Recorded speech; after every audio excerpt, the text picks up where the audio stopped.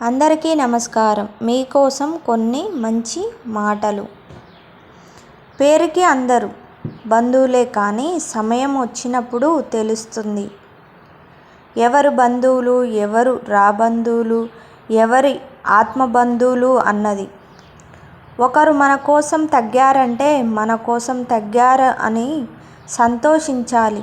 అంతేకాని తగ్గారు కదా అని చులకనగా చూడకూడదు. తగ్గింది ఎవరి కోసమో ఆలోచించాలి.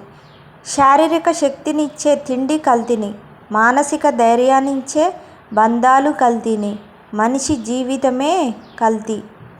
నిన్ను నువ్వు ఒత్తిడికి గురి చేసుకోకు. ఎంతటి గడ్డు పరిస్థితి అయినా మారిపోక తప్పదు. ఏదీ శాశ్వతం కాదు. కోపంలో నీ నోటి వెంట వచ్చే ప్రతి మాట నీ చేతిలో నిప్పు కణికలాంటిది. దాన్ని అవతలి వారి మీదకు విసురుదాం అనుకుంటావు. అది వారిని నీ నుంచి వారిని దూరంగా పారిపోయేలా చేస్తుంది. ఈ లోపల నీ చెయ్యి మాత్రం తప్పక కాలుతుంది. ఇతరులను బాధపెట్టేవారు ఖచ్చితంగా బాధపడతారు.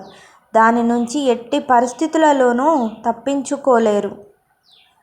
ఎంత తక్కువగా మాట్లాడితే అంత విలువ, ఎంత తక్కువగా ప్రేమిస్తే అంత మనశ్శాంతి, ఎంత హద్దుల్లో ఉంటే అంత మర్యాద, ఎంత తక్కువగా ఆశిస్తే అంత ప్రశాంతత, ఎంత నిగ్రహంతో ఉంటే అంత అగ్రస్థానం.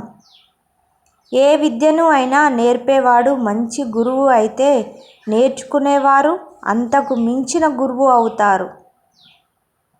ఒక మనిషి గురించి మరొక మనిషికి జీవితాంతం గుర్తుండిపోయేవి రెండు విషయాలు: చేతితో చేసిన సాయం, మాటతో మనసుకు చేసిన గాయం. వాళ్ళేమనుకుంటారు, వీళ్ళేమనుకుంటారు అనుకుంటూ పోతే సగం జీవితం అయిపోతుంది. అసలు నువ్వేమనుకుంటున్నావో అది నువ్వు మొదలుపెట్టు. నిజమైన బంధువులు సత్యమే తల్లి, జ్ఞానమే తండ్రి, ధర్మమే సోదరులు, దయ స్నేహితుడు, శాంతయే భార్య, ఓర్పే పుత్రుడు. ఈ నలుగురే మనిషికి నిజమైన బంధువులు. నువ్వు చేసే పనిని నీ అంతరాత్మకు సమాధానం చెప్పుకోగలిగితే చాలు.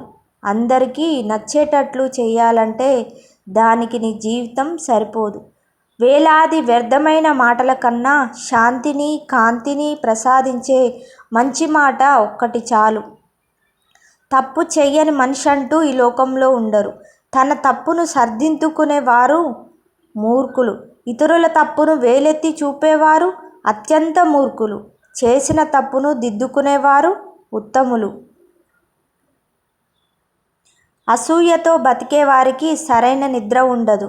అహంకారంతో బతికేవారికి సరైన మిత్రులుండరు. అనుమానంతో బతికేవారికి సరైన జీవితమే ఉండదు. పుకార్లు శత్రువుల ద్వారా పుట్టి అజ్ఞానుల ద్వారా పాకే మూర్ఖుల ద్వారా అంగీకరించబడతాయి. మంచి చేయడంపై నీ మనసును పెట్టుకోండి. దీన్ని పదే పదే చేయండి. మీరు ఆనందంతో నిండిపోతారు. గ్యారంటీ లేని జీవితానికి కోపం, అహంకారం, అసూయ ఎందుకు? బతికున్నన్ని రోజులు నలుగురితో కలిసి నవ్వుతూ సంతోషంగా బ్రతకాలి. పోయేటప్పుడు డబ్బు, హోదా ఇవన్నీ ఏవి మనతోటి రావు. మంచితనమే వస్తుంది. నీ జీవితానికి ప్రశాంతత అయినా మనశ్శాంతి అయినా నీ ఆలోచన నుంచి మొదలవుతుంది.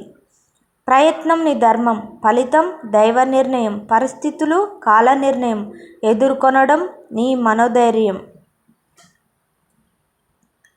మనసును విశ్రాంతి, మనిషికి శాంతి కావాలి అంటే ఎంతవరకు అవసరమో అంతవరకే ఆలోచించడం. బలమైన నిర్ణయం తీసుకోకపోతే భవిష్యత్తు బలహీనపడుతుంది. మంచిగా బ్రతకాలి అనుకునేవారు ఏ విమర్శనైనా తట్టుకొని విసిరి పారేసే ధైర్యాన్ని కలిగి ఉండాలి. అప్పుడే గర్వంగా తలెత్తుకు బ్రతకగలం. Thank you for watching.